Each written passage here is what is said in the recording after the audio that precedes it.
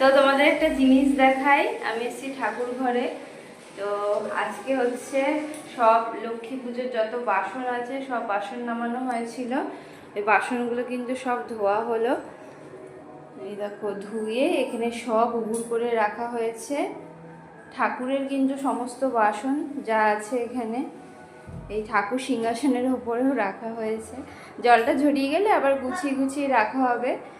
এই সবে ধুয়ে তারপরে উবুড় করে রাখা হয়েছে। উল্টো দেখো কত বাসন। আর এখানে কিন্তু আমাদের নাড়ু ঠাড়ু করার জন্য জিনিসও চলে এসেছে। গুড়, তারপরে চিড়ে, নারকেলও এসেছে, তারপরে এখানে আছে তিল, নুন, তেল, মুড়ির মোয়া হয়, এখানে আছে ছোলার ডাল। তো সমস্ত কিছু আগে দিয়ে আমরা রেডি করে রাখি লক্ষ্মী পুজোর আগেই। আর এই দেখো আমার পাপা এসেছে। আর এই দেখো ওপরে এই লাইটগুলো লাগানো হয়েছে, এলইডি ছোট ছোট। আর এদিকে একটা টিউব লাইট আছে, এদিকে আর একটা লাইট আছে। কি